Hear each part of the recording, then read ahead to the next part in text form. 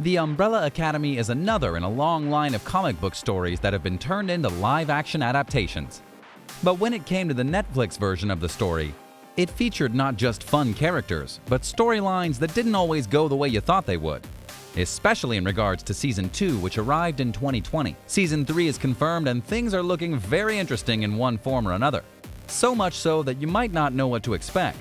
So allow us to show you 6 things you didn't know about Umbrella Academy Season 3. Be sure to like the video and subscribe to the channel. Number 6. The Sparrow Academy. Easily the biggest twist about Season 2 of the Umbrella Academy is that of the Hargreaves coming home to a non-destroyed world and finding out that they changed the timeline in a big way. Not only is their father still alive, but they were never brought together by him to form the Academy at all. Rather, he made the Sparrow Academy, a direct reference to the comics that are still coming out. But who are these new kids who are playing them? Thankfully, we have some answers for that via recent casting reveals. Like the Umbrella Academy, the Sparrow Academy involves 7 members, each of whom is given a number to designate their favor with Sir Reginald Hargreaves, Colm Feore. Although Ben is involved in the group, he's not number 1. That designation belongs to Marcus, Justin Cornwell, described as a charming, chiseled colossus who oozes confidence and leadership without ever having to raise his voice. In other words, he sounds like everything the Umbrella Academy's number 1 Luther, Tom Hopper, wishes he could be. Ben is number 2, but this isn't the nice boy we know and love who sacrificed his spectral form to save Vanya, Elliot Page, at the end of Season 2. This version of Ben is a Machiavellian tactician who is determined to gain his status as the leader at all costs. It's not clear if he still has the monster within power that we saw in the previous seasons, but it's likely. Brittany Oldford plays Faye, Sparrow number 3, who sees the world in a special way and comes across as a misanthrope but wishes that she had a friend, which might make her someone who wants to learn more about the original Hargreaves family.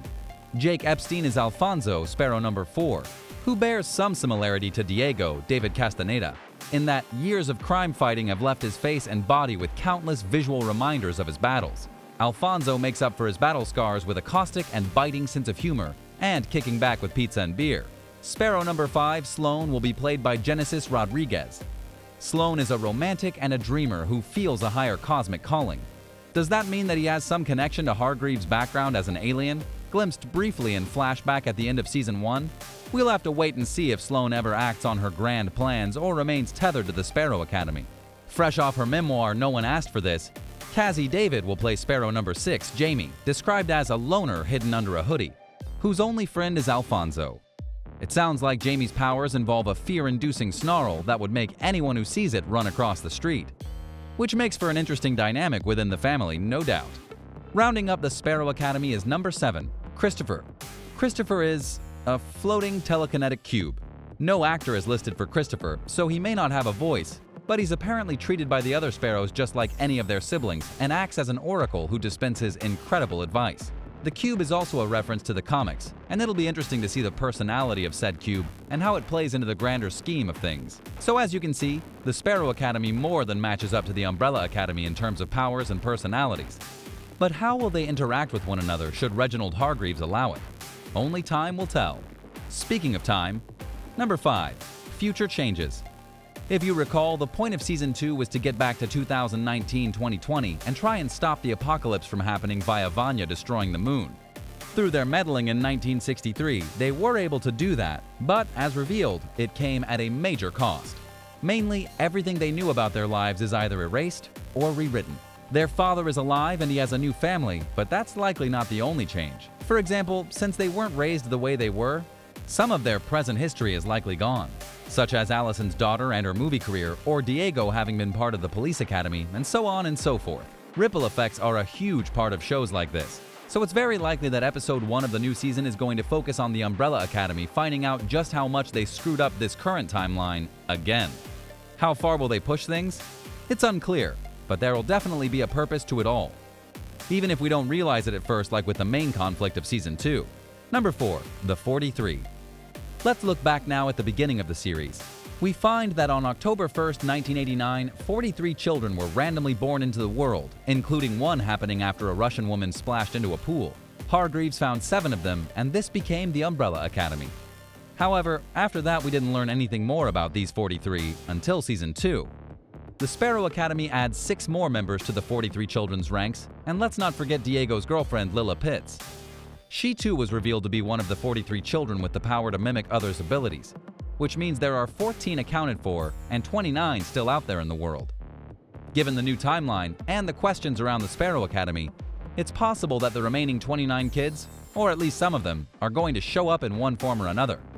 Whether it be by Reginald Hargreaves' hand or someone else's, these kids are clearly a major plotline that keeps popping up in one form or another. Will one of them be the villain for Season 2, kind of like Lila was? Number 3. Reginald's real life. The mystery of Reginald Hargreaves is something that fans of the show have been wanting to see more of in terms of answers, and not more questions. In Season 1, he was shown to be a harsh caretaker that was driven to save the world even if it meant killing himself to bring his family back together. In Season 2, we got to see much more of his tender side in regards to Grace and Pogo, while also seeing the cunning and insulting side, especially in his talks with Diego. But the biggest reveal, at least to those who haven't read the comics, is that he is in fact an alien. One that showed part of his face in Season 2 after killing the secret cable that murdered John F. Kennedy. Since he's still alive in the new timeline, that means that he's going to have a role to play, and that could mean we get some answers as to who he is, where everything is going, and how he knows so much about so many things. Number 2. Pogo and Grace. Season 2 went and upended many of the paradigms we thought we knew about the Hargreaves family in one form or another. One of the key ones was showcasing the origin story of Pogo and Grace. Pogo was one of NASA's test monkeys for sending into outer space, and after an accident, Hargreaves used a serum to make him better, and apparently smarter. Grace, meanwhile, was an assistant to Hargreaves with whom he grew very smitten, which likely led to her being reborn as a robot later on, as we see in Season 1.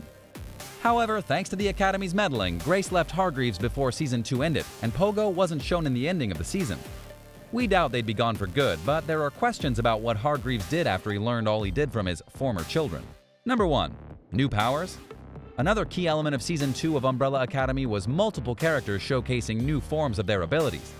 Number 5 has learned to rewind time in a more controlled manner. Luther is arguably stronger via his fighter training. Diego, via the initial flash forward, has much more control over items. Vanya can apparently transfer her powers to others in times of need, and Klaus has much more control over his summoning the dead. The showrunners teased right after Season 2 that there might be more evolutions to their powers, including some team powers that the Academy themselves don't know about. What could they be, and how could they be brought forth? We'll have to wait and find out. What do you think of how this look at the Umbrella Academy Season 3 is shaping up, and is likely to look like in terms of story and such? What do you personally want to see from this new season of the show?